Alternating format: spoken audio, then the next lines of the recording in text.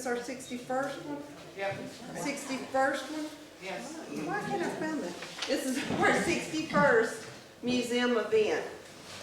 Next month, we're going to have Carlton Prothrow return. And if you've ever seen Carlton, it's always a hoot. You never know what he's going to say. But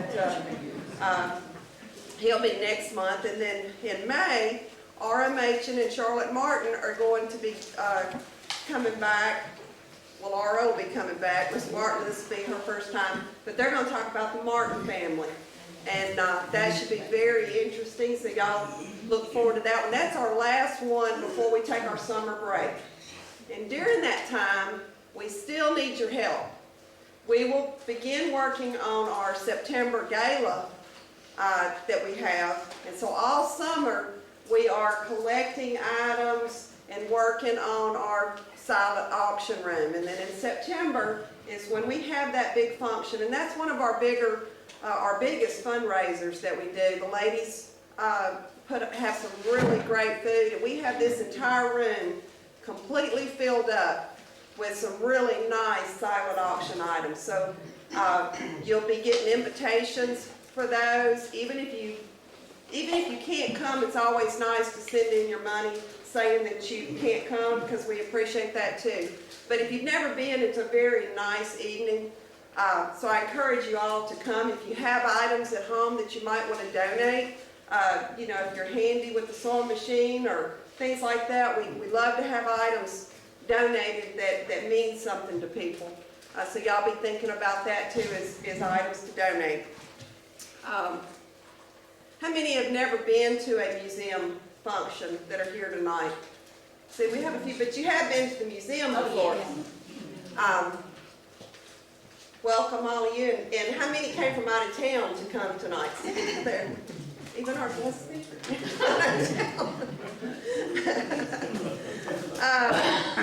Tonight I think it's going to be a really nice evening. Neil's going to tell us a lot of stories and things that he remembers growing up here and going to high school and playing with the tunes and playing the drums and probably just a little bit of everything else too.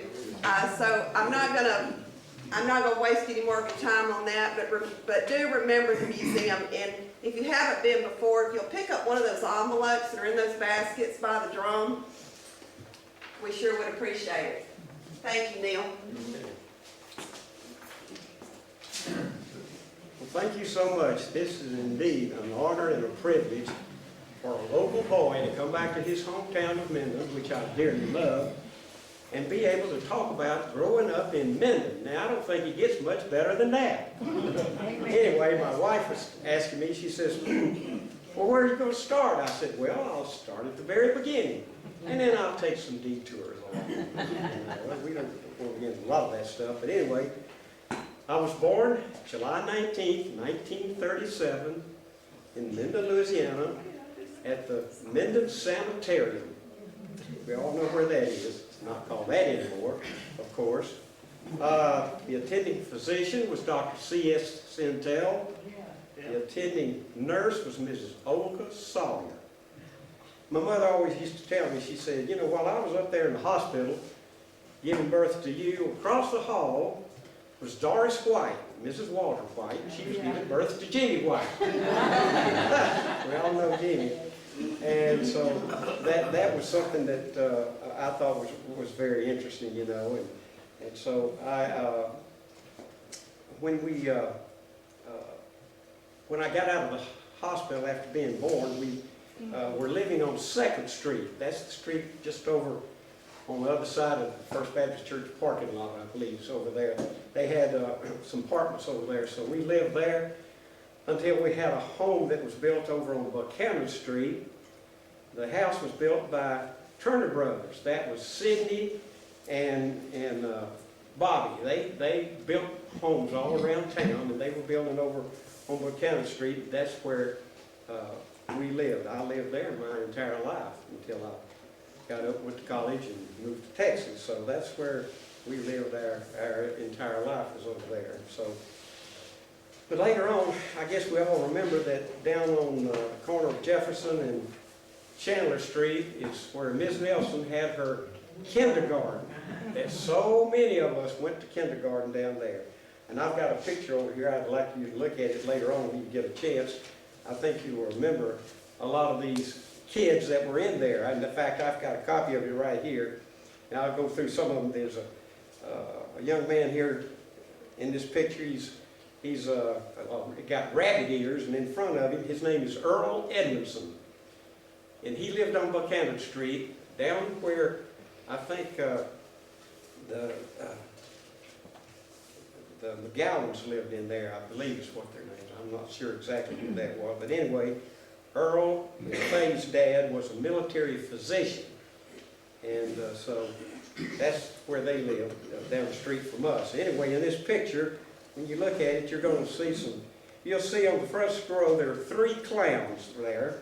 One of them is Rob Martin. One of them is a boy named Jacob Konofsky. The other clown is James Allen McCabe. Next to James Allen sits Sally Zintel. I don't know the other little girl. And on the front row there are 3 sunflowers. One of them is Edward Kennan. The other one is Jimmy Fitzgerald. The third one was William Emmett Ward. And I don't know who these other 2 little boys are. So you go up to the second row, and these little girls have on these long dresses. The first one over there is Sandra Pulley. I don't know who this other little girl is. That's the little girl I had to escort. I don't know who she is. And next to this little girl is Jerry Malone. Next to Jerry Malone is Anita Baker. Next to Anita Baker is Jackie Batten. Then you get on the third row, and there's a couple of girls up there. I don't know exactly who they are. But Linda Leah Mims is up there. She has a crown on. Mary Winford, she has a crown on. And next to Mary is a boy named Marshall Owen Pennington. Next to Marshall Owen Pennington is our own Ed Brown. Next to him is a boy named Jimmy White. And this is not the Jimmy White of Doris and Walter White. This Jimmy White lived down the street from the school there in a big 2-story white house. I think it was next door to the Stewarts, Dan Stewarts, and Pierces lived on the other side. That was Diane and Gerald Pierce there. I know that to be a fact because my brother dated his sister. Her name was Lanier White, so that's who that Jimmy White is. And the next little boy is yours truly. And then another little boy, his name is Hill. I don't know what his last name is. So anyway, when this picture was made, I guess this was made for our spring recital that we would have each year. And this is made on the steps of the Minden High School. And when the picture was made, when we all went inside and we got up on the stage and we had to say a poem. Well, Ms. Nelson was right behind the curtains. She was there to make sure if you forgot what your words were or your lines, she was there to help you. So we said a poem of some sort, and everybody walked out with their costumes on. And at the end, the little boys that had there was 5 of us up there, and 5 girls. The little boys, we had white shorts on and white slippers and a cape. And they had a maypole. They had this big pole that was out in the center of the stage, and they had these pink and white crepe paper streamers, and they go all the way up and down. And when they had these streamers out here, and what the streamers were, each of the little girls had to get one of the streamers, and the little boys, we had to stand there, and they grabbed their arm, and we marched around this maypole. I don't know how many times, 5 or 6 times. And that's all we did. It was a maypole, and we marched around a maypole. Why did we do that, Ed? Do you remember? Anyway, that was pretty much the kindergarten trip that we had there, you know. So anyway, like I said, we lived on Buchanan Street, and on both sides of where we lived, Rob Martin lived on one side, and on the other side is where Jerry Grigsby lived. And there's been other people that lived in that house beside Jerry Grigsby. That's Grigsby's left. I think the McKinnises lived there for a while, and then the Baileys lived there, and I think the Paces might have lived there. A lot of people lived in that house over there. But while we were living there, and Jerry Grigsby, he was, I think, probably a year behind me. He was in my class, 57. Okay, I remember Jerry. So anyway, Jerry had a dog. This dog had had a litter of puppies, and one afternoon, there was a big shade tree out between the two houses, and so the dog was out there with her pups, and we were out there looking at the dog and admiring them, and someone was pushing a baby carriage up the street. So when they got to where the puppies were, I didn't think this little child in the carriage could see one of the puppies, so I reached down to pick up a puppy to show it. When I did, the mother dog bit me right there. And so I didn't think too much about it until it was time, I guess, for my Saturday night bath. My mother was in there, and she looked at my hand. She said, "What happened to you there?" I said, "Oh, Jerry's dog bit me there the other day. It looked pretty bad." So she immediately, after the bath taking was over, she called Ada Grigsby, and she said, "Ada, do you know that Jerry's dog bit Neil?" She said, "No, I didn't know that," but she said, anyway, the dog had been acting funny all week, and the dog died.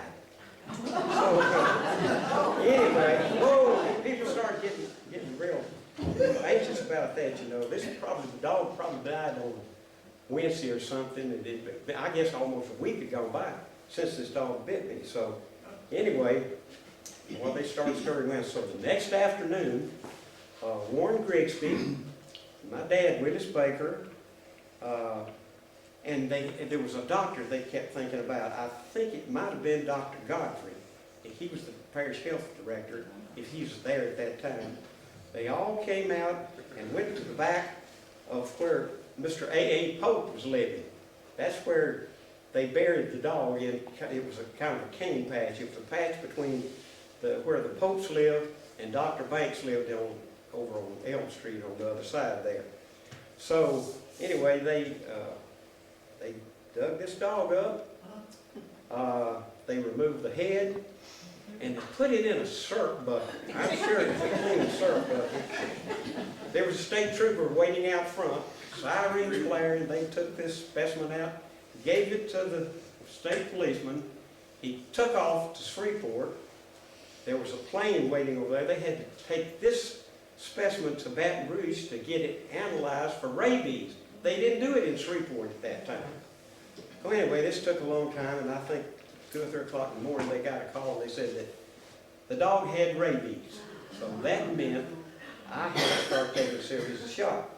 So the Grigsbys, they said, well, since it's Jerry's dog, and I'm sure the dogs licked Jerry all in the face, they said, we're going to have Jerry take the rabies treatments too. So whether you know that or not, that's 18 shots in the stomach. That's every day. You don't miss a day or anything.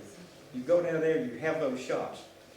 So anyway, the parents got to decide, how are we going to get these 2 boys to go down and take these shots every day without them crying and screaming and kicking and raising all kind of fuss? How are we going to do that? So they sat us all down. They said, boys, y'all going to have to take some shots. They didn't tell us how many. And they said, if y'all go down every day, take your shot, not fuss about it. When you get through with your shot, you can go over to sports newsstand and get either an ice cream cone, a comic book, or if you want to go across the street to Morgan and Lindsay, you can get a toy. So, hey, that was all right. As bad as it hurt, bad as it was, we never cried or fussed about that. And the doctor that gave that, he was down in the Centennial Clinic, and his name was Dr. Eugene Rogers. He had just gotten back out of the military, and the Rogers lived across the street from the high school up there. If you remember where they were, they had Eugene's sister's name was Imogene Rogers, and she married Red Conkright. You remember who Red Conkright? Okay, that's who his wife was Imogene Rogers. And on the corner, I think, was where William Ambrose lived, and across on those apartments, Miss Foray lived down over there. I spent many a night over there drinking coffee and visiting with her. And going back to from the community house, I won't go back over there, going up toward Elm Street, over on the corner over there was where Lewis and Gene Scruggs lived. Lewis played a lot of golf. I don't know what he did for an occupation or anything. And his wife Jean worked for the Chamber of Commerce. That's when the Chamber of Commerce was located right around the corner in the fire station on the top floor. And J.C. Salmon was manager at that time. That's who Gene worked for. When Mr. Salmon was appointed, I guess, director of Caney Lake and left, then Brody Pugh came in as manager of the Chamber of Commerce. Had a son named Charles Pugh. We were good friends. And and then the next house was where the Whites lived. That's where Jimmy White lived. Boy, have I been to the birthday parties over there. And so the next house on the corner was where the Richies lived.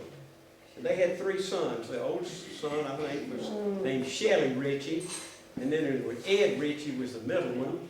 And Andrew Ritchie was the youngest one. They had 5 sons. 5? Yeah. Okay, I don't know the other 2. They were up and gone. Were they? Okay. Well, if you remember, I think Shelley married Louise Carson, who was the older daughter of Marshall and Margie Carson. And the younger daughter, Patsy Carson, married Leonard Lyle. Leonard was the older brother of Bob Lyle, and Bob Lyle married Early Mendenhall. That's how that all came together. So, anyway, like I said, we survived the rabies, Jerry and I both, and that was really good. The next thing, do y'all remember when Hollywood came to Minden? Okay, boy, was that a big deal. I remember I was left side of school, and we all congregated down in front of the old courthouse, and Boyle Drug Store was over on one side, and then on the other side there was a dress shop, I think. So we got down there, and about at noontime, we waited. I don't have to go back to school that afternoon or not. We were there to get to see the Hollywood actors come in. So here comes the fire truck. Excuse me. Screaming down Main Street. It stops. This young actress gets off. Her name is Julie Adams. Now, if you've never seen Julie Adams, if you watch Andy Griffith reruns, last Friday night she was on that very show, giving a shot to a tetanus shot to somebody out in the country. That was Julie Adams. That was the lady that got off the fire truck that came to Minden with the movie stars. So behind the fire truck there was a truck there was a bus pulled up. It opened the door. Out stepped George Murphy and Frederick de Cordova. He is a movie and TV producer. So that, and I guess after we all made over them, and they shook hands, they got on the bus, headed off towards Shreveport. That was it. We don't know where they went. But that was a big deal for us to see that.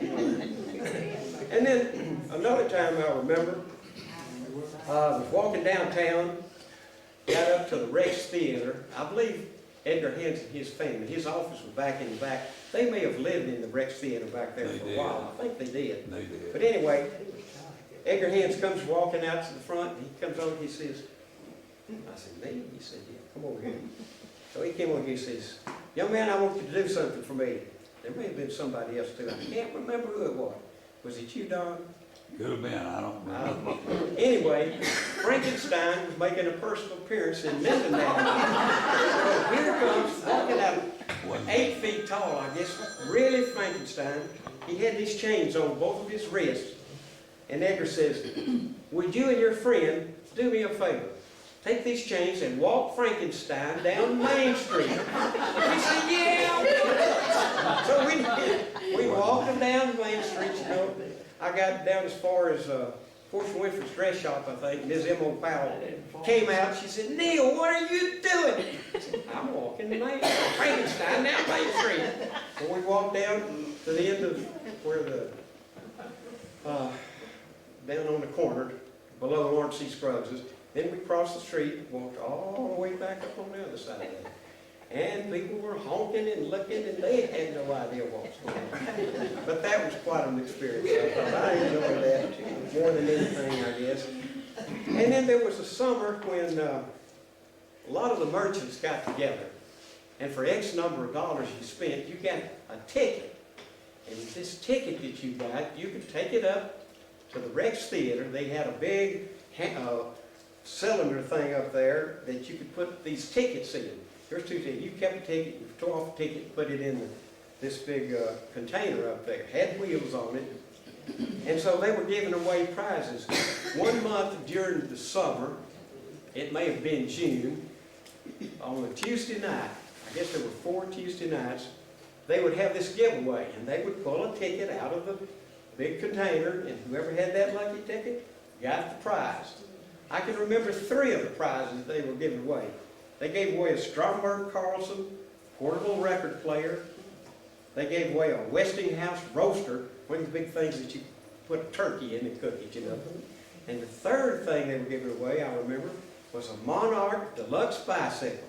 Woo! So, anyway, they did this on Tuesday night, so I had, when you get your tickets, I had, I guess, 200 or 300 tickets. You get the beginning and the end, and there might be 20 tickets in a bunch when you got them. So anyway, I put a rubber band around them, and I wrote down from the beginning to the end of that bunch of tickets, and so I could keep up with them. So, and I put them in a marble sack, and on Buchanan Street, up at close to the top of the street up there, Daisy and Grady Hancock lived there. And Daisy was a registered nurse at the Minden Hospital for years. And they had a nephew that lived in Minden, Louisiana. His name was George Lloyd, L-A-R-D. And I got to be good friends with George over the years. And so he'd come up, and so this was Tuesday night. I went up, I said, George, we need to go to the Rex Theater tonight. They're having a giveaway. Okay, Neil, we'll go. So we went to the Rex Theater, and I guess about 7, 8 o'clock, they stopped the movie. Edgar Hans comes in, walks down, gets on the stage. They have the big container that they bring down there. Somebody pulls out a ticket and hands it to him. So they did that. This was the night they were giving away the bicycle, by the way. So they pulled out a ticket, and they presented it to Mr. Hans. He reads it. We got to wait and look around. Nothing. So he said, well, looks like that's not a good ticket. So he said, let me draw another ticket. So they drew another ticket out. He called out the number, and my friend was looking at me.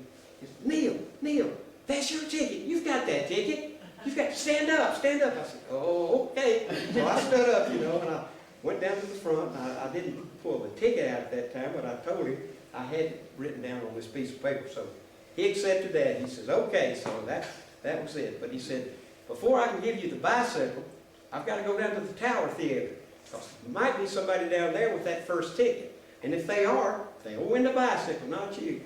So I said, okay, so I waited. It must have seemed like forever for him to come back. So I waited out front with that bicycle. I wasn't going to let anything happen to it. That bicycle was half put together. The tires were half inflated. The seat was just barely on there. Handlebars were up and down. I don't know. I was determined I was going to get it home anyway. Didn't make any difference to me. So anyway, Mr. Hans went down to the tower.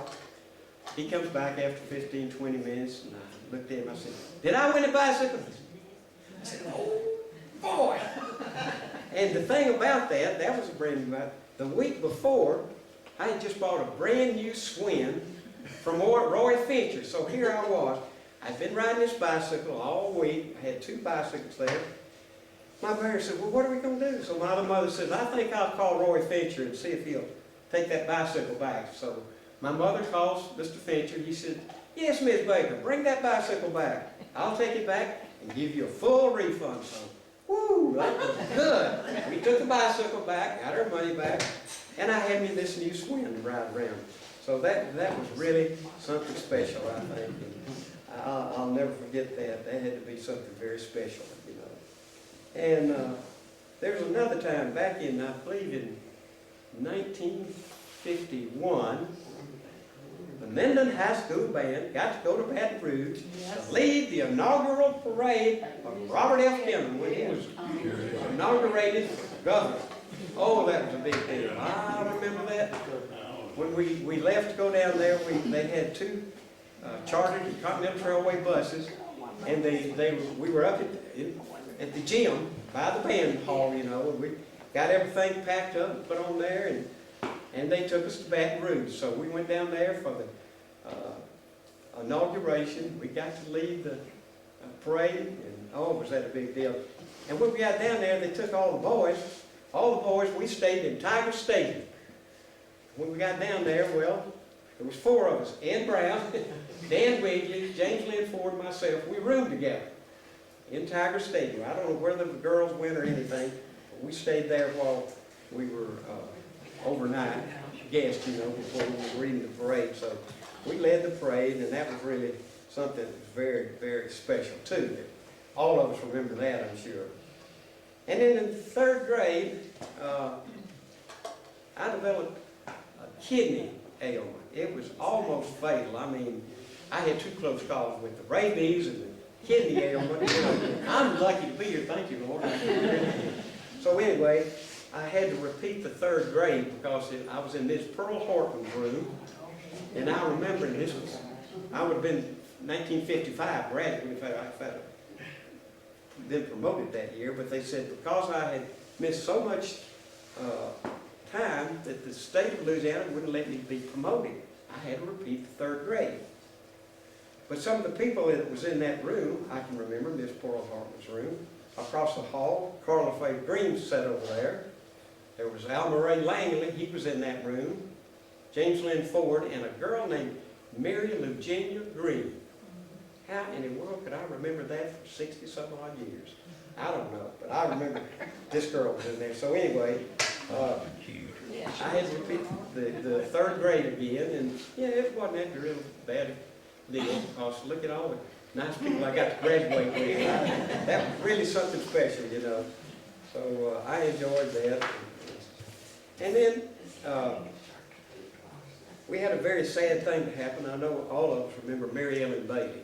That was a real sad thing that happened. Mary Ellen had bone cancer, and I told Bobby Warren, I said, Bobby, if you look at your 1954 grid, you'll see a picture of Mary Ellen and you dancing together, and the way they're turned, you could see Mary Ellen's arm, you could see that tumor on her arm. It was her right arm, and they had to remove that arm. Well, she developed polio, and it was really, really sad. One of the saddest things that ever happened, I guess. So anyway, when she died pretty quickly after that. She developed polio. Wasn't much they could do for her, I guess. So anyway, they selected the pallbearers to be from the band. And I can remember the pallbearers. Ed Brown was one of them.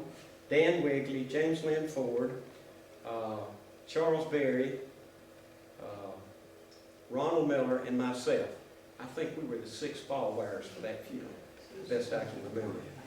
But that was a sad thing there, for sure. And then Mr. T.C. Bloxham Sr., who was president of Minden Baseball Club, asked me if I would like to sell programs at the Redbird home games. This is when they were out on Pine Street at the Hunters Park, and later they moved down to Griffith Stadium, down in the fairgrounds.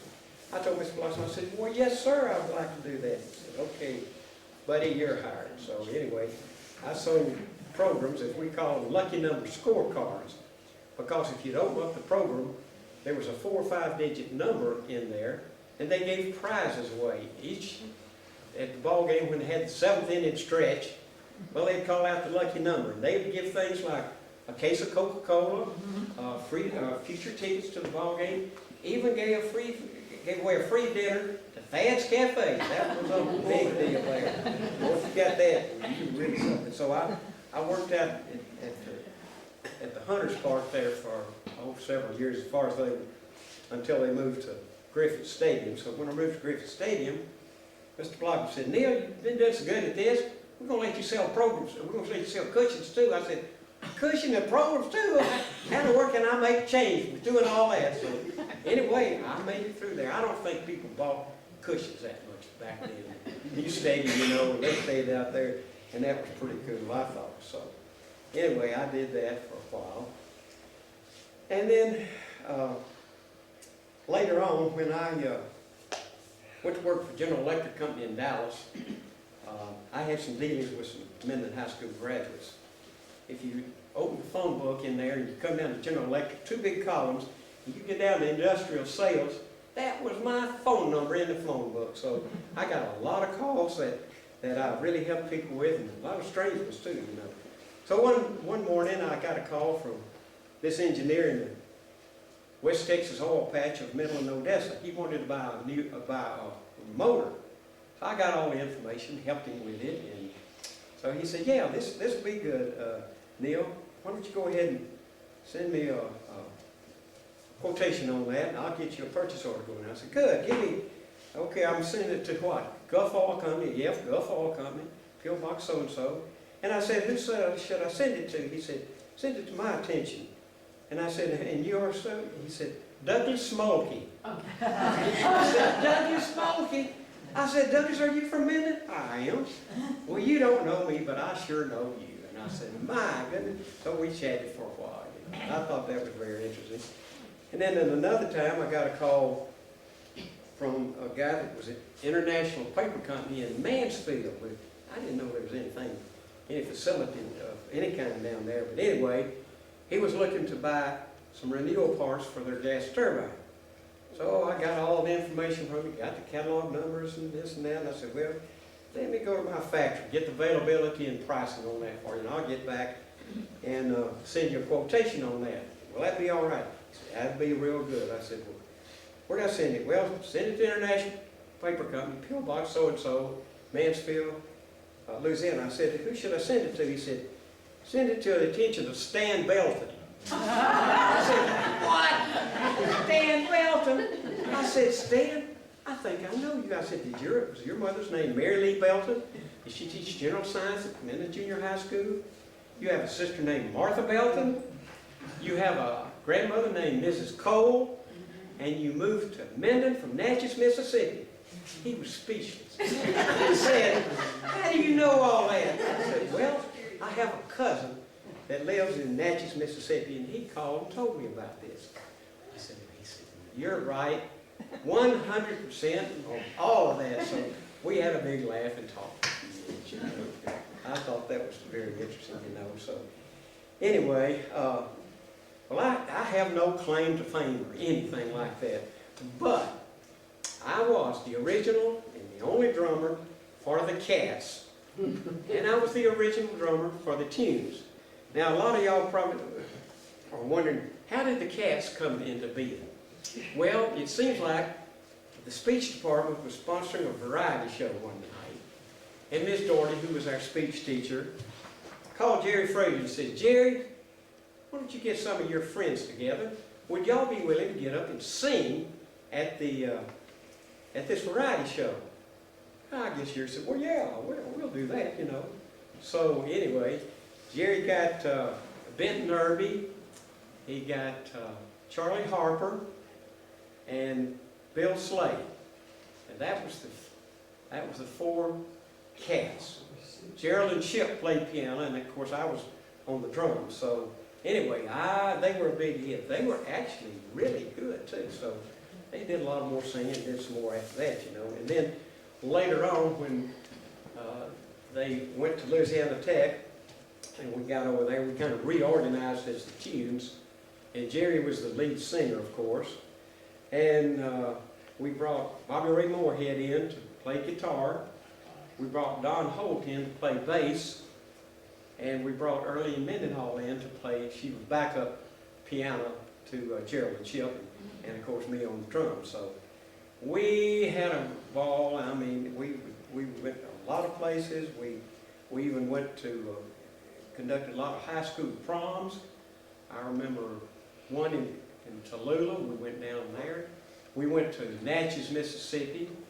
We went to Alexander. We played at the Air Force Base down there for something, you know, and just innumerable places, you know.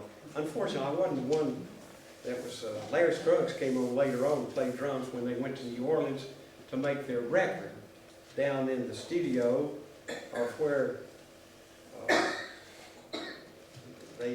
all of the big boppers and rock and roll people were recorded there at the same time. But that was an actual studio that Fats Domino recorded. Blueberry Hill is where that was recorded down there. So that was something really, really special, I think. So anyway, I guess this is going to about do it, I guess. I've been pretty fast here doing this. But on a personal note, my wife on the first row right here. Ruth, stand up just a minute. Anyway, we just celebrated in January our 55th wedding anniversary. It was something really special, and we were great grandparents for the first time on Valentine's Day. I got a picture over here of a little girl that our grandson and his wife had. Her name is Ella Rose Maston. Beautiful little girl. Anyway, we're just elated over all this, you know. And so we were very fortunate, and I guess that's just about going to work. Oh yeah, a couple other things. I did serve in the U.S. Air Force Reserve. I'm an ordained deacon at Plymouth Park Baptist Church in Irving, and our pastor emeritus at one time was Bo Baker. Anybody that's been to First Baptist Church Minden remembers Bo and Dick Baker. He was our pastor emeritus there, and 3 years ago I got inducted into the Golden Legion of my fraternity, Phi Delta Theta, for having been a continuous member for 50 years. That was quite a big deal for me too, I guess. Anyway, I guess this is about the end of the road here for me. I hadn't planned on saying too much more, but... What about your brother Lloyd? Where is he? My brother Lloyd, he'll turn 90 in December.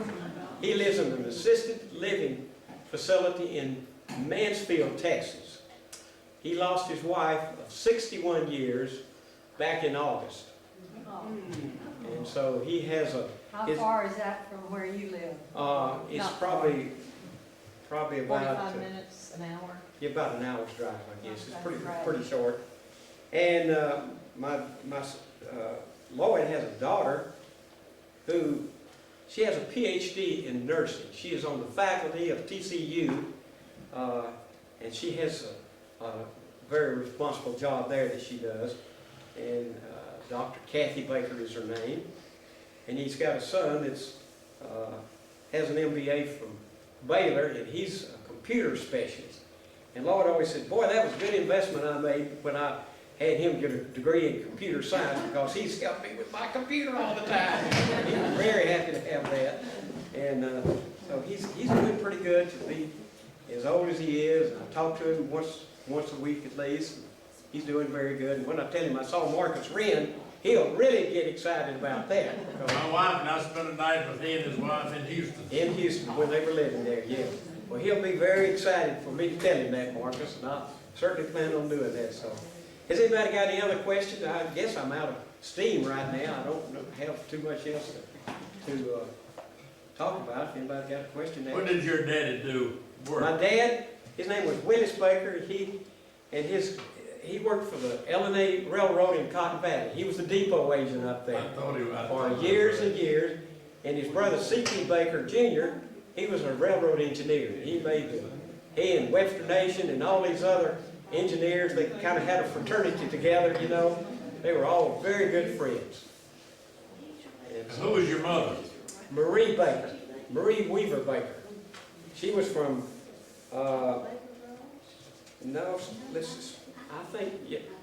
she and my dad met in Stamps, Arkansas. That's how they met up there.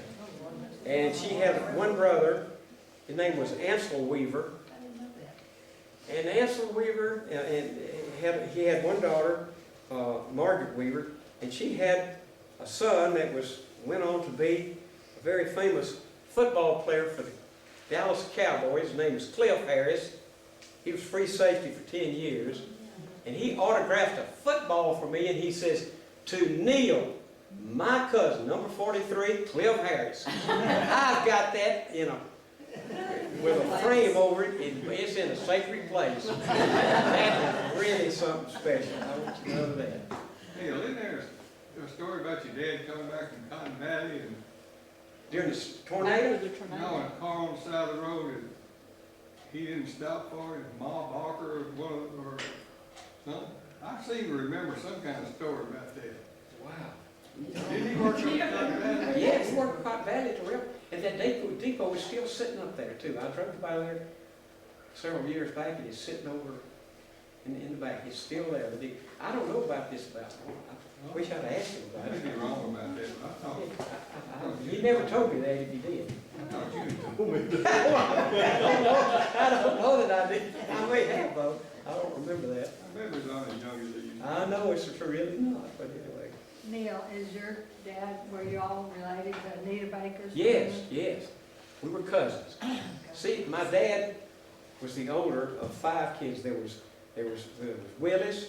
He had a cousin. He had a brother named Cullen, and then he had a sister named Eunice, married D.T. Hardy, Talmadge Hardy, and then C.T., who was the younger, Yeah. and my dad. There were 5 of them. And my dad he played football at Stamps, Arkansas, and C.T. played for the Crimson Tide when they moved down here. I think the colors were green or something. It wasn't red and white at the time, I know that. C.T. played down here for Minden, huh? That green beanies out there belong Yeah. to CT. That means, okay. Because I'll have to look at that. that's my uncle's. Yeah, okay. See, I forget all these things. But anyway, yeah. And so they, and of course they were railroad people. I think half the people that moved down here from Stamps were railroad people. I mean, just everywhere, you know. So that was a great time, you know.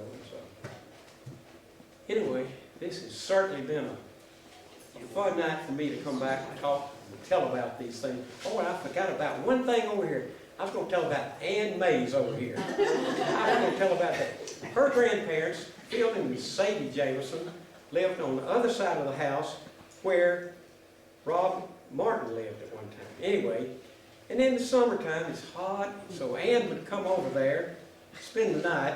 Well, my bedroom was on the front. We'd open up the windows. Ann's was over there too, so she'd come over there and we would talk and talk back and forth until someone else say, okay, go to sleep in there, you know. We would talk a lot from there, you know, so I forgot to mention that. Anyway, this has been fun. I certainly enjoyed being able to come back and share a few fun things that we did growing up.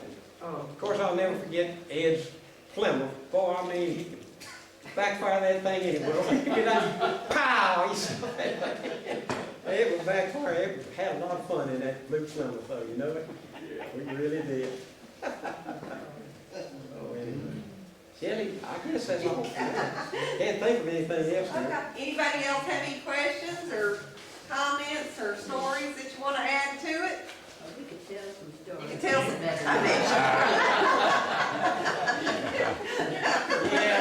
bet you come back to a program. I'm certainly glad he didn't tell what the things he and I did. I didn't tell those. He didn't tell I them. remember stories about Edgar Hands. When you mentioned him, I thought of the time that one of my friends came up to the window and was getting ready to buy a ticket to a movie. And he said, she was getting ready to put a dime in the parking meter when we had parking meters down there. Yeah. And he said, come here, don't do that. Don't you put that dime in that parking meter. They're going to be there through checking it. You come on in and buy popcorn.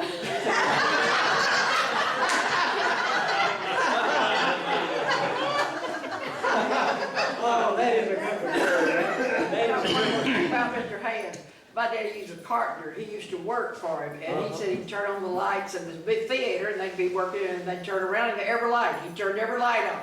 They were feeling around for their tubes because he was so tight, so electrician would not do. Oh, my goodness.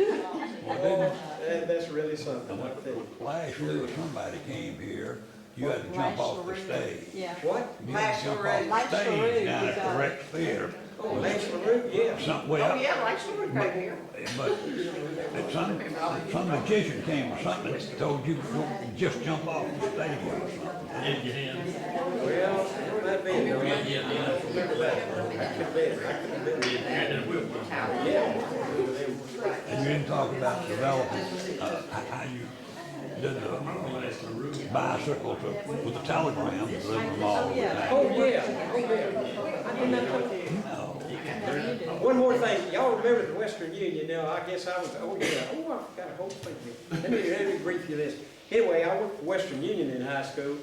Back in, when you were a messenger for Western Union, you usually had that job for 4 years. Now, before I was a messenger, Jimmy Blanchard was the messenger. He had it for 4 years. He graduated, I took over, had it for 4 years. When I graduated, Lewis Ward took over, and he was the messenger. So there was always somebody there delivering messages, and you worked around the year. I mean, summertime and not, you know, you worked and delivered messages. Who was it ran the Western Union? The first name, I'm trying to think, Mrs. Browning was there when I was there. She lived in Homer, drive back and forth every day. Before her, this lady, oh, I can't think of her name. She lived in Henderson, Texas. I can't think what her name was. Anyway, one afternoon, I remember, John Cobb, you remember him, who was Ruth Jess's Theater. yeah, the Joy Driving Theater. He came up, he had a bunch of posters he was wanting to hand out, so he came in the Western Union, he said, "Can I put a poster in here?"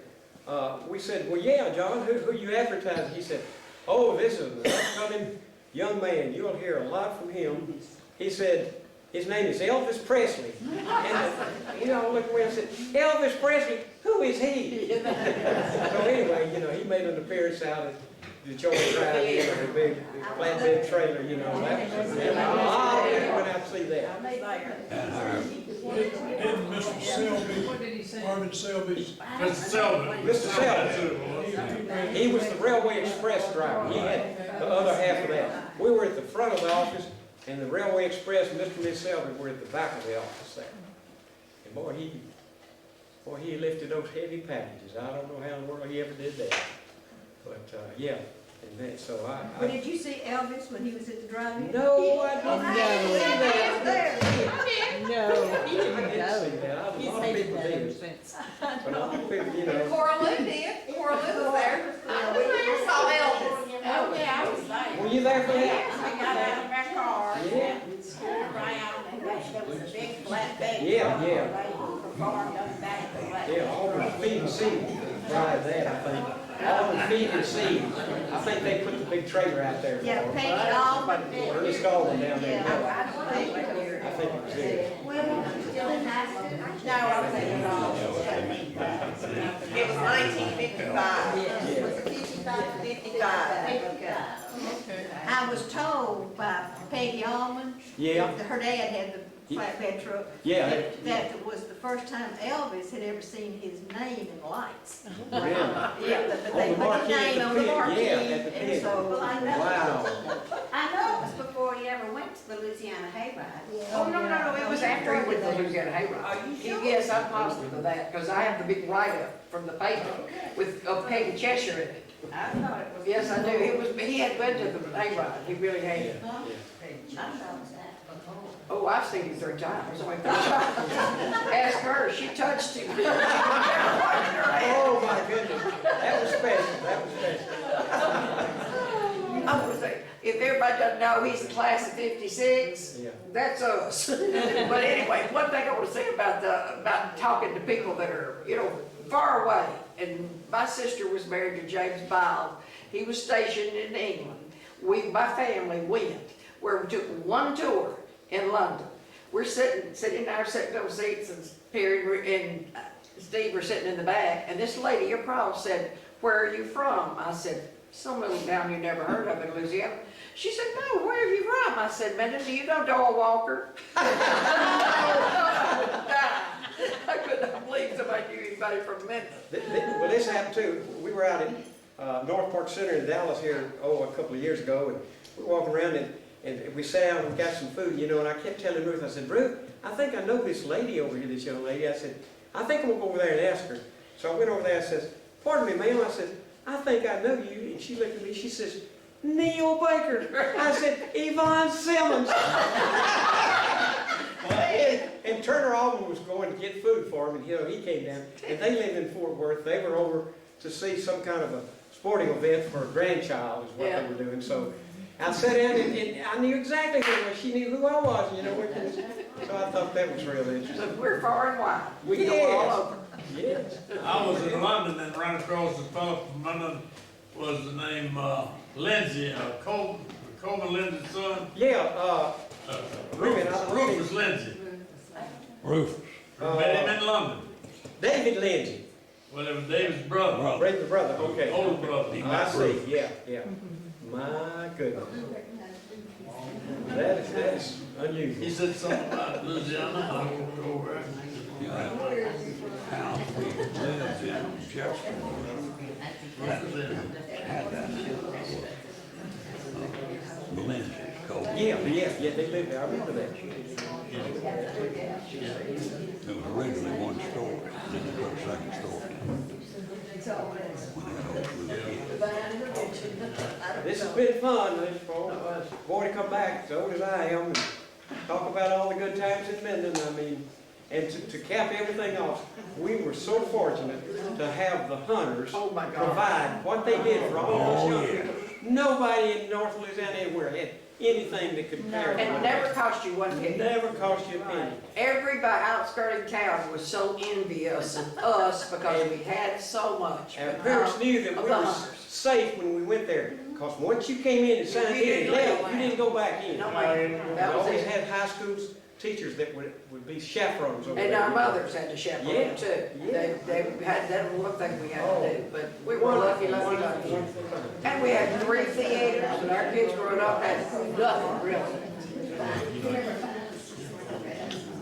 Yeah, It was wonderful.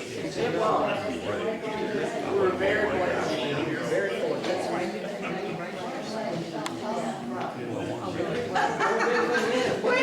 Thank you. That's all good about it.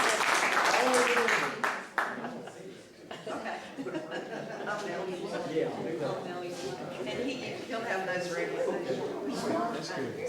There's still plenty of food, lots to drink. And so y'all stay and visit and get you something else to eat. And I want to thank all of y'all for coming tonight. And remember, we do these 5 times a year, different speakers. Cora Lou is in charge of that, so if you know anybody that wants to speak, we still have one opening in October, don't we? Well, I thought we got somebody. Did we? Did you write it down? We talked about it. We forget who we plan. Oh, yeah, I know who it is. Okay, good. Give us a tease. But we do need speakers throughout the year, so if you have somebody in mind that would like to tell a story, we need good storytellers. But thank y'all for coming.